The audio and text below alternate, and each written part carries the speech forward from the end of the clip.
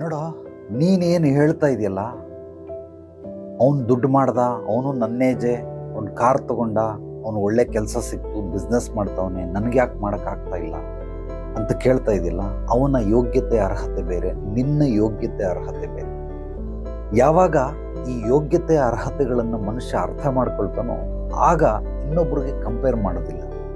ಉದಾಹರಣೆಗೆ ನಿನ್ನ ತಮ್ಮ, ಅವನು 16-18 ಇಡ್ಲಿಗಳನ್ನು ತಿಂತ, ನೀನೆಷ್ಟು ತಿಂತೀಯ?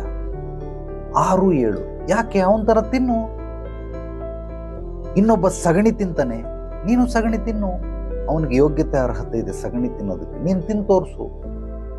ಒಬ್ಬ ಕೊಲೆ ಮಾಡ್ತಾನೆ, ಕಳ್ತನ ಮಾಡ್ತಾನೆ, ಸುಳ್ಳು ಹೇಳ್ತಾನೆ, ಮೋಸ ಮಾಡ್ತಾನೆ, ನೀನು ಮಾಡು, ಖಂಡಿತವಾಗ್ಲೂ ಮಾಡು. ಯಾತಕ್ಕೋಸ್ಕರ ಮಾಡಲ್ಲ?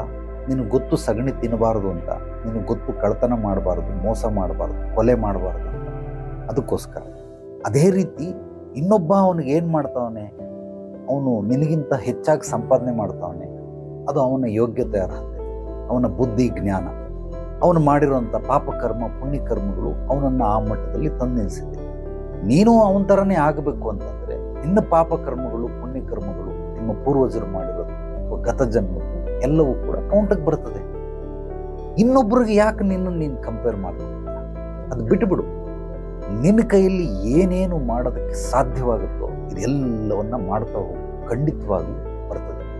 ಯಾವಾಗ ನೀನು ಇನ್ನೊಬ್ಬರಿಗೆ ಕಂಪೇರ್ ಮಾಡಿಕೊಂಡು ಅವನು ಮೇಲೋಗಿದ್ದಾನೆ, ನಾನು ಕೆಳಗಡೆ ಇದ್ದೀನಿ ಅಂದ್ಕೊಳ್ತೀಯ, ನೀನು ಯಾವತ್ತೂ ಮೇಲೋಗೋದು.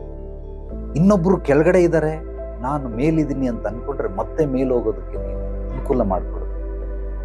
ನಾನು ಹೇಳೋ ವಿಚಾರನ ಆಳವಾಗಿ ಅಧ್ಯಯನ ಮಾಡು, ಮನನ ಮಾಡು. ಈ ಕುಡುಕರು ಒಂದು 90 ಒಂದು ಕ್ವಾರ್ಟರ್ ಹೊಡೆದ್ಬಿಟ್ಟು ನಶೆಯಲ್ಲಿ ತೇಲಾಡ್ತಾರಲ್ಲ, ಆ ಥರ ವಿಚಾರಗಳಲ್ಲೂ ನಶೆ ಇದೆ, ಪದಗಳಲ್ಲಿ ನಶೆ ಇದೆ, ವಾಕ್ಯದಲ್ಲಿ ನಶೆ ಇದೆ. ಆ ನಶೆಯ ಅಮಲನ್ನು ನೀನು ನಿಧಾನವಾಗಿ ಆಸ್ವಾದಿಸ್ಬೇಕು. ಆಗ ಬದುಕಿನ ಅರ್ಥ ತಿಳಿಯುತ್ತೆ.